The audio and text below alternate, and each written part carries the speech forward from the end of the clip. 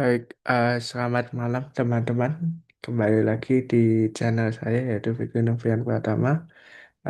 Di sini saya akan mengajak teman-teman untuk membahas tentang salah satu topik mungkin di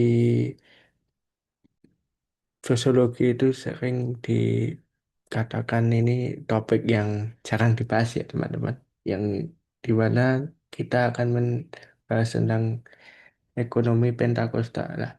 Ekonomi Pentakosta itu apa sih teman-teman sebenarnya? Nah, kalau saya akan mengajak teman-teman untuk membahas sedikit tentang ekonomi Pentakosta secara ringkas saja ya. Itu di mana dimensi ekonomi dan sosial dari gerakan Pentakosta ini, ya itu di seluruh dunia terutama di Amerika Latin, di Amerika Selatan dan Afrika itu bagaimana teologi kemakmuran itu dihubungkan termasuk keyakinan agama dengan kesuksesan finansial ya, melalui konsep seperti persembahan atau kolektor lah ya dalam pandangan Kristen atau Katolik ya itu di mana sebagai investasi ilahi. Nah, selain itu eh, teks eh, kita akan membahas meninjau kembali teori Max Weber untuk menunjukkan bagaimana ya teman-teman eh, pertobatan seringkali mendorong perubahan perilaku seperti kedisiplinan dan pola hidup hemat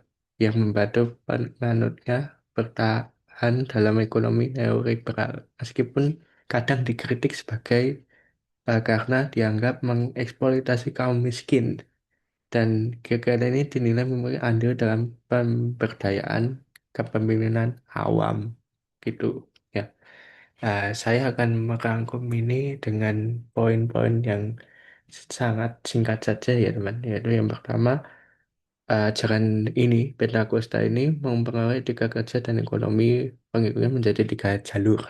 Yang pertama adalah perubahan gaya hidup, yang dimana etika Weberian ajaran ini mendorong kedisiplinan, yang dimana sobriety atau sikap menjauhi alkohol dan inisiatif di Amerika Latin atau Amerika Selatan terjadi transformasi pria dari budaya macho yang konsumtif menjadi kepala rumah tangga yang bertanggung jawab atau ya cinta dengan keluarganya lah intinya itu lebih terarah untuk kesejahteraan domestik ya. Yang kedua yaitu semangat kewirausahaan pengikutnya dibekali dengan optimisme teman-teman yang dimana kepercayaan diri yang tinggi segala sesuatu mungkin terjadi yang sangat cocok untuk beradaptasi yang dimana di pasar kerja yang tidak stabil dan ekonomi yang informal itu mereka juga didorong untuk mengembangkan potensi diri yang dimana ada kemandirian melalui pemberdayaan Roh Kudus atau petunjuk dari Tuhan. Lalu yang poin ketiga atau terakhir teologi kemakmuran atau prosperity gospel yang dimana terdapat keyakinan bahwa imam dan kepatuhan terhadap perpuluhan atau kolektor itu akan mendatangkan berkat materi. Memberikan donasi ke gereja seringkali dipandang sebagai investasi, teman-teman. Yang di mana modal dalam perusahaan Tuhan yang diyakini akan memberikan imbal balik finansial secara ajaib atau tidak kasat mata atau caranya itu hanya Tuhan yang tahu begitu.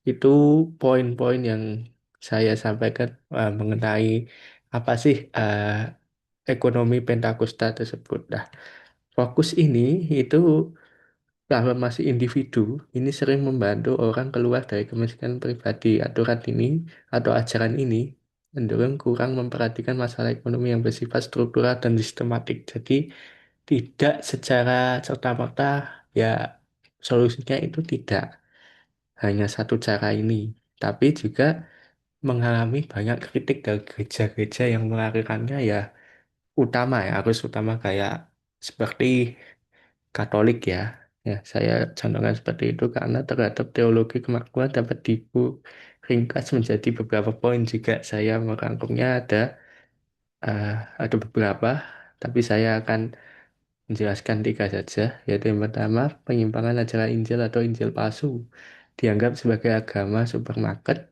yang menggantikan pesan keselamatan melalui Kristus dengan fokus pada ketamakan duniawi dan pengembangan diri.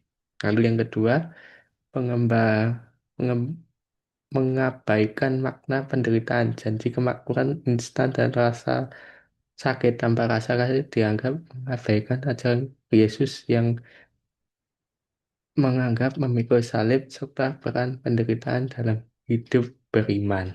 Lalu yang ketiga, manipulasi Tuhan, yaitu intinya teologi ini dikritik karena memperlakukan Tuhan seolah-olah sebagai jin atau debitur yang bisa dipaksa memberikan imbalan materi atas donasi uang dan jemaat. Itu mungkin dari saya, teman-teman, poin-poin yang saya bisa ringkas dari apa sih ekonomi Pentakosta. Mungkin dari saya cukup sekian. Terima kasih. Nantikan episode-episode selanjutnya dari saya. Nah, untuk teman-teman ini saya ini akan mengadakan episode-episode terakhir yaitu 2 episode sampai 3 episode terakhir. Nantikan video saya saja. Terima kasih, selamat malam. Salam sehat selalu. Tuhan memberkati.